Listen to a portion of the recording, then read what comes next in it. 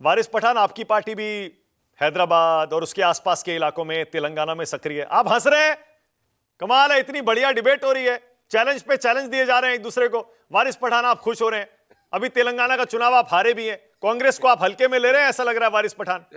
दक्षिण भारत में उतर गए अब राहुल गांधी वायनाड में, इस बार देखिए तेलंगाना के अलावा और भी राज्यों में प्रभाव छोड़ेंगे वो। कहीं भी उतर जाओ मानक जी, एक बात तो मैं तेलंगाना के लिए बोलूंगा, ये कांग्रेस को, बीजेपी को, सबको, कि क्यों पड़े हो चक्कर में।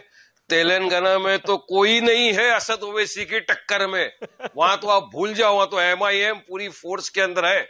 आप दूसरी जगह आप देखो, मैं तो मानक जी ये इंडिया INDI अलायंस ने जो गठबंधन बना दिया कुछ चैंपियंस ऑफ सेकुलरिज्म ने मिलके, मैं इसको सेकुलर गठबंधन नहीं मानता।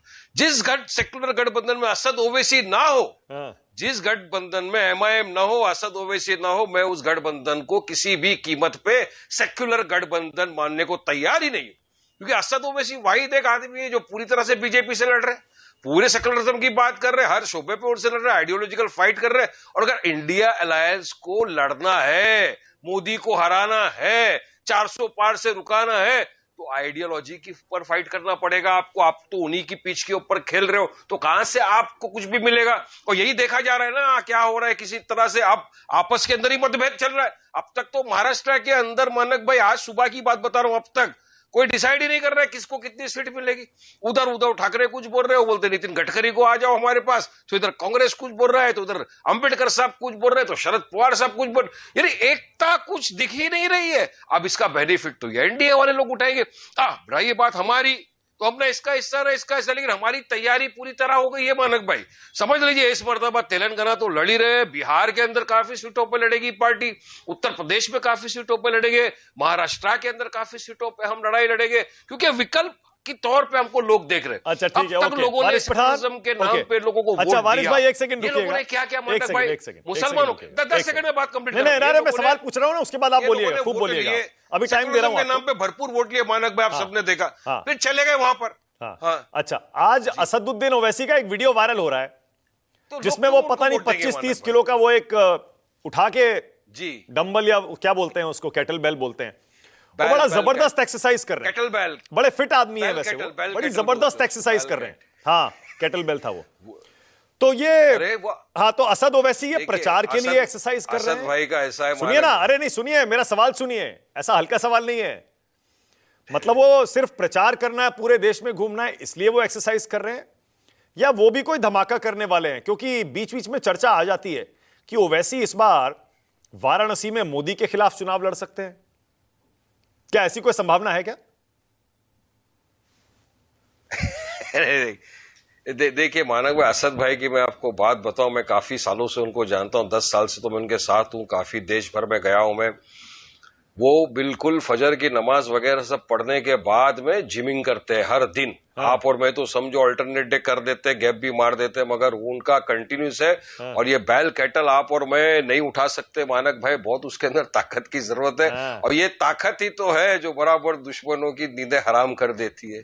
ये दिमागी ताकत भी है, राजनीतिक ताकत भी दिखा दे, ताकत भी है, जिसका हैदराबाद की सीट से हमेशा लड़ते हैं, इनको लगा हुआ रहता है। थोड़ा राजनीतिक ताकत भी दिखाएं, वाराणसी से लड़ने, अरे वायनाड से लड़ ले राहुल गांधी के खिलाफ। बड़े नेता के खिलाफ जब तक नहीं लड़ेंगे तब तक कैसे पता चलेगा कितने बड़े नेता हैं असदुद्दीन ओवैसी? अभी तो वहां पे तेलंगाना में बड़े बड़े नेता आ गए ना, पिछली मर्तबा भी तो आपने देखा कि पूरे हिंदुस्तान के बड़े नेता ओवैसी के खिलाफ चले गए थे प्रचार करने के लिए, मगर क्या मिला? कुछ नहीं। कल कांग्रेस के जो सीएम है रेवंत रेड्डी, उन्होंने स्टेज पे से कहा, उस स्टेज पे असद ओवैसी साहब भी बैठे थे, उन्होंने तारीफ की, उन्होंने कहा कि हमने पूरी कोशिश कर ली कि ओवैसी को हराया जाए हैदराबाद तेलंगाना से, मगर हम टोटल फेल हो गए। ये रेवंत रेड्डी का ऑफिशियल स्टेटमेंट है। रेवंत रेड्डी तो मोदी जी की भी तारीफ कर रहे हैं, गुजरात मॉडल की भी तारीफ कर रहे हैं। में हुआ कांग्रेस वाले रेवंत रेड्डी के बयानों पर जाएंगे तो कंफ्यूज हो जाएंगे वारिस पठान, उनकी तो स्ट्रैटेजी एकदम अलग लेवल की है।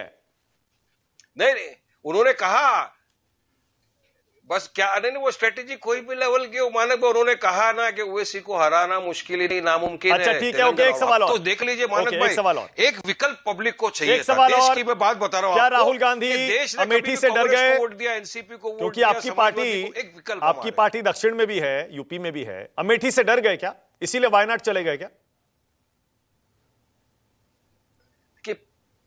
देखिए पिछली बार भी हम अमेठी से नहीं लड़े मगर राहुल गांधी वहां से हार गए, मगर फिर भी बी टीम का जो ठिकरा है वो हमारे सर पे डालते हैं।